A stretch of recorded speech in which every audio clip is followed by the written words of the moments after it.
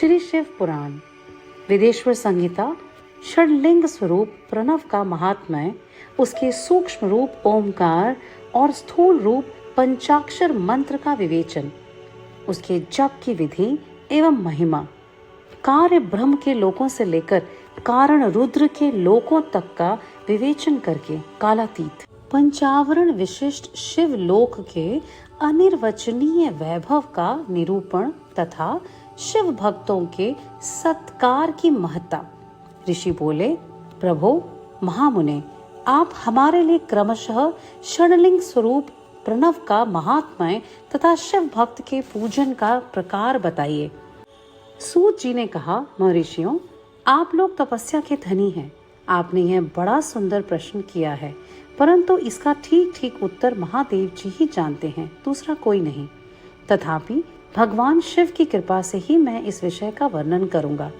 ये भगवान शिव हमारी और आप लोगों की रक्षा का भारी भार बारंबार स्वयं ही ग्रहण करें। प्र नाम है प्रकृति से उत्पन्न संसार रूपी महासागर का।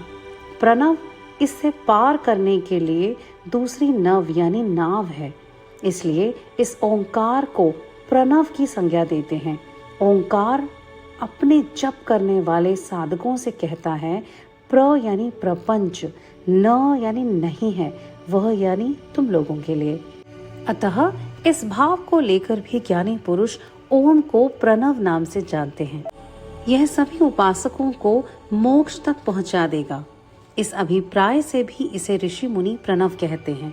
अपना जप करने वाले योगियों के तथा अपने मंत्र की पूजा करने वाले उपासक के समस्त कर्मों का नाश करके यह दिव्य नूतन ज्ञान देता है, इसलिए भी इसका नाम प्रणव है। उन माया रहित महेश्वर को ही नव अर्थात नूतन कहते हैं। वे परमात्मा प्रकृष्ट रूप से नव अर्थात शुद्ध स्वरूप हैं, इसलिए प्रणव कहलाते हैं। प्रणव साधक को नव अर्थात नवीन शिव स्वरूप कर देता है, इसलिए भी विद्वान पुरुष इसे प्रणव के नाम से जानते हैं, अथवा प्रकृष्ट रूप से नव दिव्य परमात्म ज्ञान प्रकट करता है, इसलिए यह प्रणव है। प्रणव के दो भेद बताए गए हैं, स्थूल और सूक्ष्म। एक अक्षर रूप जो ओम है, उसे सूक्ष्म प्रणव जानना चाहिए, और नमः शिवाय इस पंच अक्षर वाले को मंत्र को स्थूल प्रणव समझना चाहिए। जिसमें 5 अक्षर व्यक्त नहीं है वह सूक्ष्म है, और जिसमें 5 अक्षर सुस्पष्ट रूप से व्यक्त हैं वह स्थूल है। जीवन मुक्त पुरुष के लिए सूक्ष्म प्रणव के जप का विधान है, वही इसके लिए समस्त साधनों का सार है। यद्यपि जीवन मुक्त के लिए किसी साधन की आवश्यकता नहीं है, क्योंकि वह सिद्ध रूप है। तथापि दूसरों की दृष्टि में जब तक उसका शरीर है तब तक उसके द्वारा प्रणव जप की सहज साधना स्वतः होती रहती है। वह अपनी देह का विलय होने तक सूक्ष्म प्रणव मंत्र का जप और उसके अर्थभूत परमात्म तत्व का अनुसंधान करता है। जब शरीर नष्ट हो जाता है तब वह पूर्ण ब्रह्म रूप शिव को प्राप्त कर लेता है। यह सुनिश्चित बात है। जो अर्थ का अनुसंधान न करके केवल मंत्र का जप करता है, उसे निश्चय ही योग की प्राप्ति होती है। जिसने 36 करोड़ मंत्र का जप कर लिया हो, उसे अवश्य ही योग प्राप्त होता है। सूक्ष्म प्रणव के भी ह्रस्व और दीर्घ के भेद से जो रूप जानने चाहिए, आकार, उकार, मकार, बिंदु, नाद, शब्द, काल और कला, इनसे युक्त जो प्रणव है उसे दीर्घ प्रणव कहते हैं। वह योगियों के ही हृदय में स्थित है। मकार पर्यंत जो ओम है वह इन तीनों तत्वों से युक्त है। अ, उ, म, इसी को ह्रस्व प्रणव कहते हैं। अ शिव है, उ शक्ति है, और मकार इन दोनों की एकता, वह त्रितत्व रूप है। ऐसा समझकर इस प्रणव का जप करना चाहिए। जो अपने समस्त पापों का क्षय करना चाहते हैं, उनके लिए ह्रस्व प्रणव का जप अत्यंत आवश्यक है।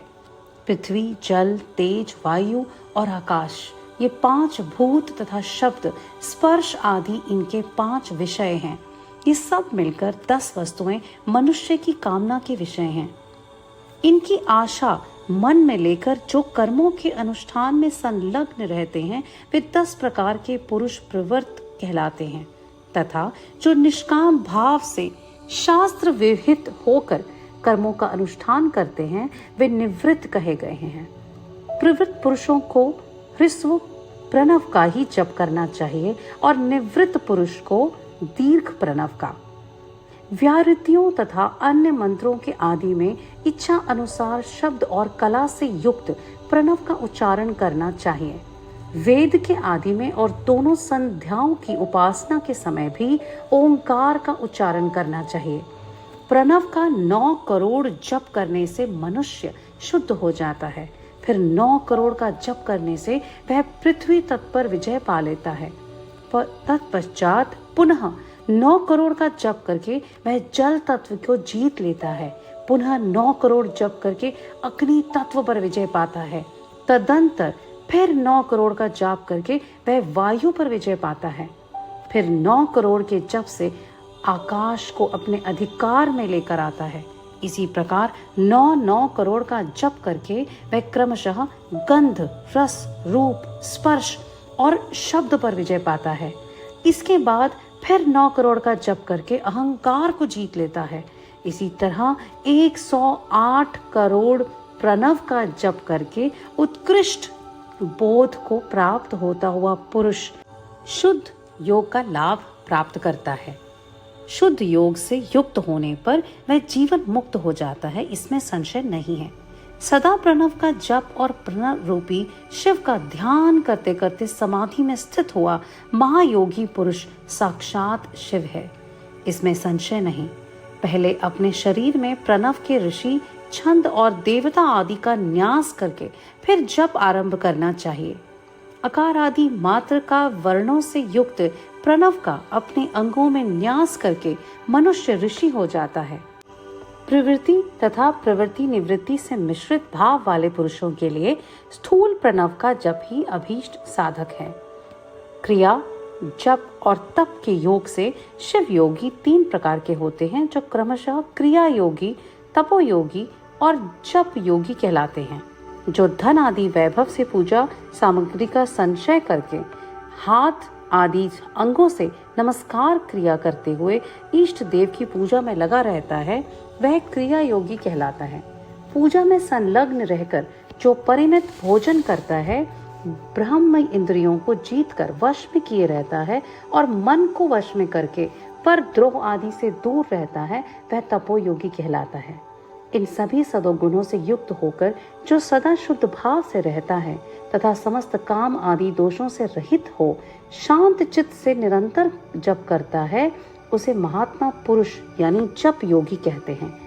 जो 16 प्रकार के उपचारों से शिव योगी महात्माओं की पूजा करता है, वह शुद्ध होकर सालोक्य आदि के नाम से उत्तरोत्तर उत्कृष्ट मुक्ति को प्राप्त कर लेता है।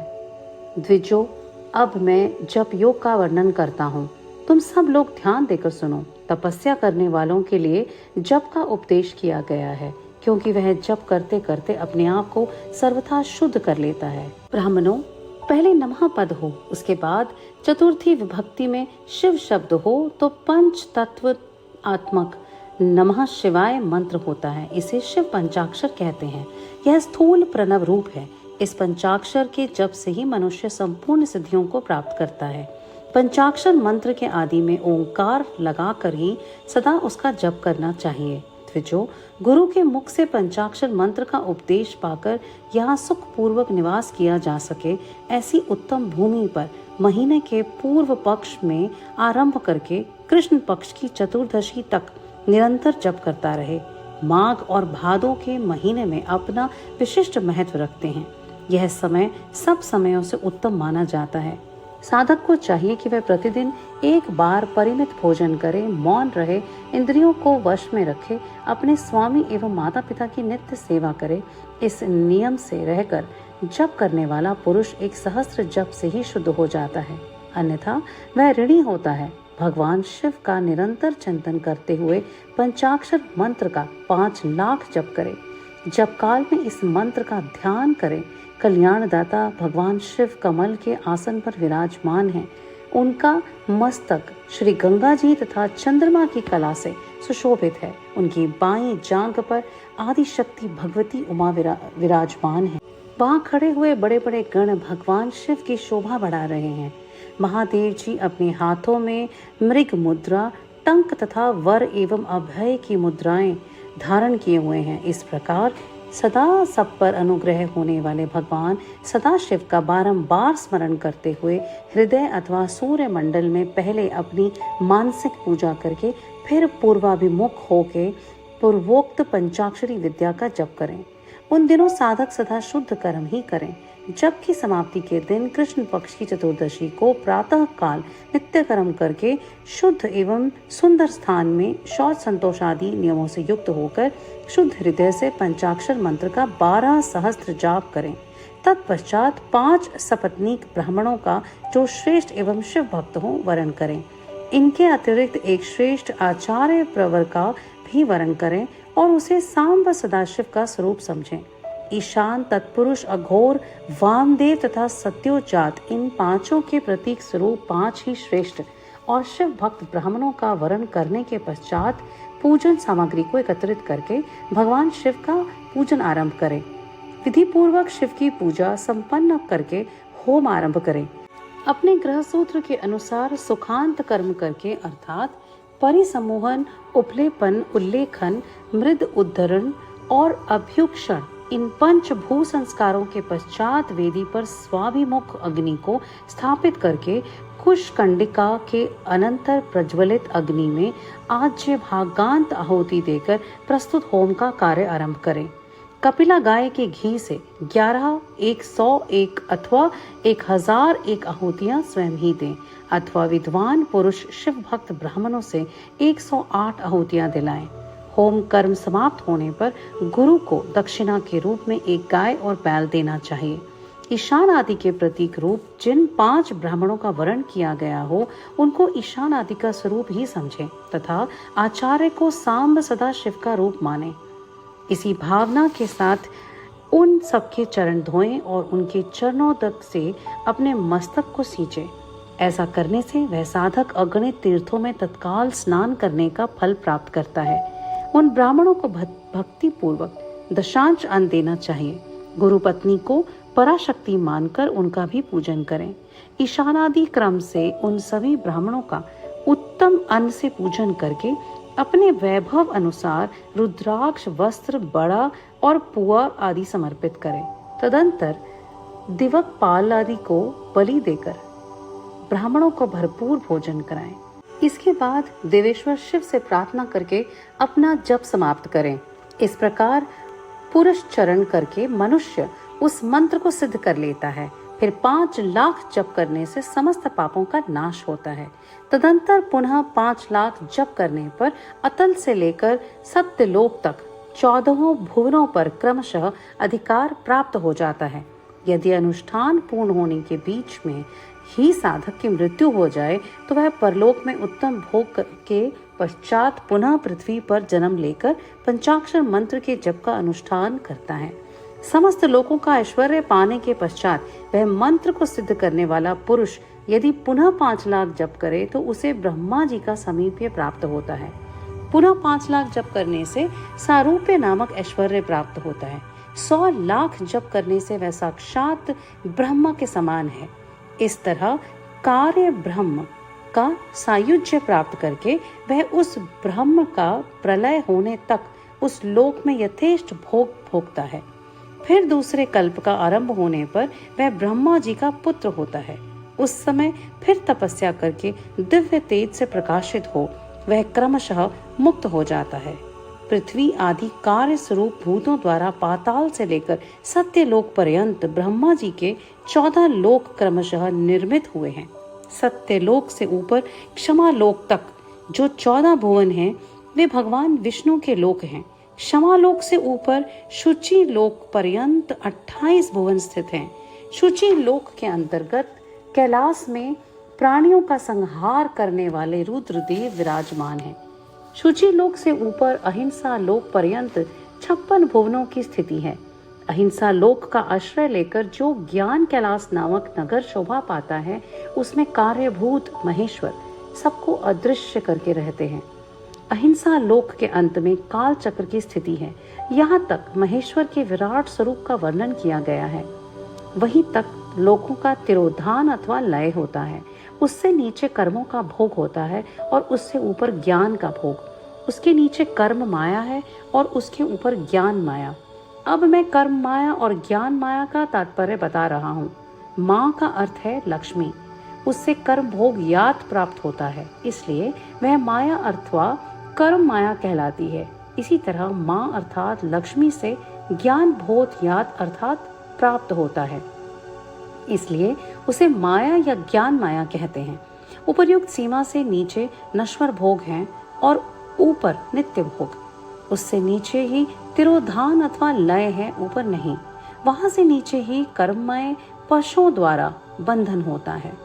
ऊपर बंधन का सदा अभाव है।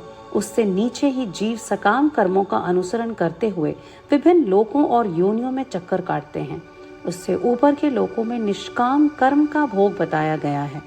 बिंदु पूजा में तत्पर रहने वाले उपासक वहां से नीचे के लोकों में ही घूमते हैं। उसके ऊपर तो निष्काम भाव से शिवलिंग की पूजा करने वाले उपासक ही पहुंचते हैं। जो एकमात्र शिव ही उपासना में तत्पर हैं, वे उससे ऊपर के लोकों में जाते हैं। वहां से नीचे जीव कोटि है और ऊपर ईश्वर कोटि। नीचे संसारी जीव रहते हैं और ऊपर मुक्त पुरुष। नीचे कर्म लोक है और ऊपर ज्ञान लोक। ऊपर मद और अहंकार का नाश करने वाली विनम्रता है। वहां जन्म जनित तिरोधान नहीं है। उसका निवारण किए बिना वहां किसी का प्रवेश संभव नहीं है। इस प्रकार तिरोधान का निवारण करने से वहां ज्ञान शब्द का अर्थ ही प्रकाशित होता है। आदि भौतिक पूजा करने वाले लोग उससे नीचे के लोकों में ही चक्कर काटते हैं।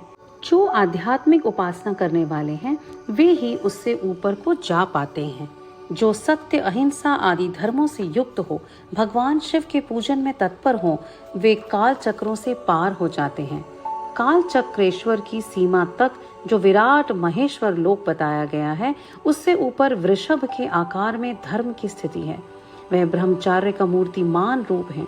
उसके सत्य, शौच, अहिंसा और दया ये 4 पाद हैं। वह साक्षात शिवलोक के द्वार पर खड़ा है। क्षमा उसके सींग है और शम उसके कान। वह वेद ध्वनि रूपी शब्द से विभूषित है। आस्तिकता उसके दोनों नेत्र हैं। विश्वास उसकी श्रेष्ठ बुद्धि एवं मन। क्रिया आदि धर्म रूप जो वृषभ हैं, वे कारण आदि में स्थित हैं, ऐसा जानना चाहिए। उस क्रिया रूप वृषभाकार धर्म पर कालातीत शिव आरूढ़ हैं। ब्रह्मा, विष्णु और महेश्वर की जो अपनी अपनी आयु है, उसी को दिन कहते हैं। जहाँ धर्म रूपी वृषभ की स्थिति है, उससे ऊपर न दिन है न रात्रि। वहाँ जन्म मरण आदि भी नहीं होता। वहाँ फिर से कारण स्वरूप ब्रह्मा के कारण सत्य लोक पर्यंत 14 लोक स्थित हैं, जो 5 भौतिक गंध आदि से परे हैं। उनकी सनातन स्थिति है। सूक्ष्म गंध ही उनका रूप है। उनसे ऊपर फिर कारण रूप विष्णु के 14 लोक स्थित हैं। उनसे भी ऊपर फिर कारण रूपी रुद्र के 28 लोकों की स्थिति है। फिर उनसे भी ऊपर कारणेश शिव के 56 लोक हैं। तदंतर शिव सम्मत ब्रह्मचार्य लोक है और वहीं 5 आवरणों से युक्त ज्ञानमय कैलाश है, जहाँ 5 मंडलों, 5 ब्रह्म कलाओं और आदि शक्ति से संयुक्त आदि लिंग प्रतिष्ठित है। उसे परमात्मा शिव का शिवालय कहते हैं। वहीं पराशक्ति से युक्त परमेश्वर शिव निवास करते हैं। वे सृष्टि पालन है, संहार, तिरोभाव और अनुग्रह, इन 5 कृत्यों में प्रवीण है। उनका श्री विग्रह सच्चिदानंद रूप है। वे सदा ध्यान रूपी धर्म में ही स्थित हैं और सदा सब पर अनुग्रह करते हैं। वे स्वात्मा राम हैं और समाधि रूपी आसन पर आसीन हो नित्य विराजमान होते हैं। कर्म एवं ध्यान आदि का अनुष्ठान करने से क्रमशः साधन पथ में आगे बढ़ने पर उनका दर्शन साध्य है। नित्य नैमित्तिक आदि कर्मों द्वारा देवताओं का यजन करने से भगवान शिव के समाराधन कर्म में मन लगता है। क्रिया आदि जो शिव संबंधी कर्म हैं, उनके द्वारा शिव ज्ञान सिद्ध करें। जिन्होंने शिव तत्व का साक्षात्कार कर लिया है अथवा जिन पर शिव की कृपा दृष्टि हो चुकी है, वे मुक्त ही हैं। इसमें संशय नहीं। आत्म स्वरूप से जो स्थिति है वही मुक्ति है। एकमात्र अपनी आत्मा में रमण या आनंद का अनुभव करना ही मुक्ति है। जो पुरुष क्रिया, तप, ज्ञान और ध्यान रूपी धर्मों में भली भांति स्थित है, वह शिव का साक्षात्कार करके स्वात्मा राम स्वरूप मोक्ष को भी प्राप्त कर लेता है। जैसे सूर्य देव अपनी किरणों से अशुद्धि को दूर करते हैं, उसी प्रकार कृपा करने में कुशल भगवान शिव अपने भक्त के अज्ञान को मिटाते हैं। अज्ञान की निवृत्ति हो जाने पर शिव ज्ञान स्वतः प्रकट होता है। शिव ज्ञान से अपना विशुद्ध स्वरूप आत्मरामत्व होता है और आत्मरामत्व की सम्यक सिद्धि हो जाने पर मनुष्य कृत्य हो जाता है। इस तरह यहाँ जो कुछ बताया गया है वह पहले मुझे गुरु परंपरा से प्राप्त हुआ। तत्पश्चात मैंने पुनः नंदीश्वर के मुख से इस विषय को सुना। नंदी स्थान से परे जो स्वयं वेद्य शिव वैभव है, उसका अनुभव केवल भगवान शिव को ही है। साक्षात शिव लोक के उस वैभव का ज्ञान सबको शिव की कृपा से ही मिल सकता है, अन्यथा नहीं। साधक को चाहिए कि वह 5 लाख जप करने के पश्चात भगवान शिव की प्रसन्नता के लिए महाअभिषेक एवं नैवेद्य निवेदन करके शिव भक्तों का पूजन करे। भक्त की पूजा से भगवान शिव बहुत प्रसन्न होते हैं। शिव और उनके भक्त में कोई भेद नहीं, वह साक्षात शिव स्वरूप ही है। शिव स्वरूप मंत्र को धारण करके वह शिव ही हो गया। शिव भक्त का शरीर शिव रूप ही है, अतः उसकी सेवा में तत्पर रहना चाहिए। जो शिव के भक्त हैं वे लोक और वैद्य की सारी क्रियाओं को जानते हैं। जो जितना शिव मंत्र का जप करता है, उसके शरीर को उतना शिव का सामीप्य प्राप्त होता है। शिव भक्त स्त्री का रूप देवी पार्वती का ही रूप है। वह जितना मंत्र जपती है उसे उतना ही देवी का सानिध्य प्राप्त होता है। साधक एवं शिव स्वरूप होकर पराशक्ति का पूजन करें। शक्ति वेर तथा लिंग का चित्र बनाकर अथवा मिट्टी आदि से उनकी आकृति का निर्माण करके प्राण प्रतिष्ठा करके निष्कपट भाव से उनकी पूजा करें। शिवलिंग को शिव मानकर, अपने को शक्ति का रूप मानकर, शिवलिंग को देवी मानकर और अपने को शिव रूप मानकर, शिवलिंग को नाद रूप तथा शक्ति को बिंदु रूप मानकर परस्पर सटे हुए शक्ति लिंग और शिवलिंग के प्रति उप प्रधान और प्रधान की भावना रखते हुए जो शिव और शक्ति का पूजन करता है, वह मूल रूप की भावना करने के कारण शिव रूप ही हो जाता है। शिव भक्त शिव मंत्र रूप होने के कारण शिव के ही रूप है। जो 16 उपचारों से उनकी पूजा करता है, उसे अभीष्ट वस्तु की प्राप्ति होती है। जो शिव लिंगोपासक शिव भक्त की सेवा आदि करके उसे आनंद प्रदान करता है, उस विद्वान पर भगवान शिव अति प्रसन्न होते हैं। 5, 10 या 100 सपत्नीक शिव भक्तों को बुलाकर भोजन आदि के द्वारा पत्नी सहित उनका सदैव आदर करें। धन में, देह में और मंत्र में शिव भावना रखते हुए उन्हें शिव और शक्ति का स्वरूप जानकर निष्कपट भाव से उनकी पूजा करें। ऐसा करने वाला व्यक्ति इस भूतल पर फिर कभी जन्म नहीं लेता।